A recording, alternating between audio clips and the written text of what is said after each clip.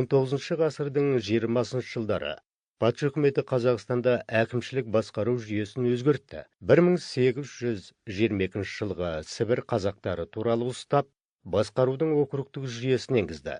Қазақтардың дәстүрлі көшіп қонатын жерлері тарылды. Ол жерлерге казактарды қоныстандыра бастады. Бұл қазақ халқының наразылығын тудырды. Абылай ханның немересі Қасым төренің баласы, әуелде сұлтан, кейіннен хан Кенесары 1802-1847 жылдары өмір сүрді.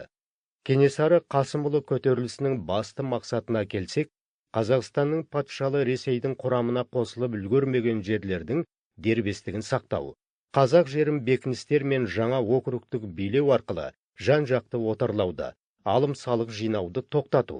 Тағы бір мақсаты қоқандықтар тепкісіндегі қазақтарды азат ету, қазақ хандығын құру. Кенесары Қасымұлы көтерілісі бүкіл Қазақстанды қамтыды. 1841 жылы тамыз айында Кенесары хандық билікті қалпына келтірді. Көтерілістің басты қозғаушы күші қазақ шаруалар еді. Көтеріліске Құсмұрын, Көкшетау, Ақмола, Қарқаралы, Баянауыл округтерінен қатысқан сұлтан би старшындар қатынасты. Кенесары сұлтанның тобы 1837 жылы Петропавл қаласынан шыққан керуенді қорғайтын Ақтау бекінісінің казактарына шабуыл жасап, тұңғыш рет қарулы қарсылық білдірді. 1838 жылы мамыр айында Ақмола бекінісіне шабуыл жасап, бекініс өртелді. 1841 жылы тамыз айында Кенесары қолы Ташкентке аттанды.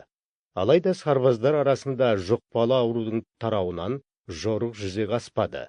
1845 жылы сәуір айында Кенесары ауылына Долгов пен Герн бастаған елшілігі келді. Патша елшілерінің талабы Қазақстанды бұрынғыша отарлау жағдайында қалдыру мақсаты болатын.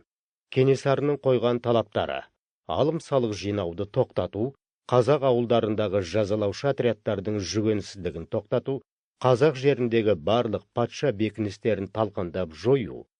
Патша үкіметі мен Кенесары арасындағы келіссөздер тоқтатылды. Патша үкіметі Торғай, Ырғыз, Ұлытау өзендері бойында тез арада бекіністер салды. 1845 жылы қазақ батырлары мен сұлтандарының қатысуымен өткен жиында Сарыарқадан оңтүстік аудандарға ығысу туралы шешім қабылдады. Мақсаты Қоқан ханның езгісіндегі қазақ руларының дербестік алуына көмек көрсетіп, өзіне көмек жасау еді. Алайда күші басым патшаның жазалау отрядтарына қарсылық көрсете алмай, Кенесары Қоқан ханның қол астындағы Қырғыз жеріне жақындады. Қырғыз манаптары Кенесарының Қоқан хандығына бірігіп күресу жөніндегі ұсынысын жауапсыз қалдырды. Сол себептен 1847 жылы қазіргі Тоқмаққа жақын Майтөбе деген жерде қырғыз манаптарымен шайқаста Кенесары қолы жеңіліске ұшырап, өзі қаза болады. Көтерілістің жеңілуіне мынандай себептер әсер етті. Сұлтандар мен билердің орталықтанған қазақ мемлекеттілігін қалпына келтіруге мүдделі болмауы. Сұлтан билердің озбырлығы көтерілісшілер қатарын сиретті. 1847 жылы Майтөбеде қазақ әскері жасағының жеңілісіне Рүстем сұлтан мен Сыпатай бидің ұрыс қарсаңында жауынгерлермен бөлініп кетуі де себеп болды.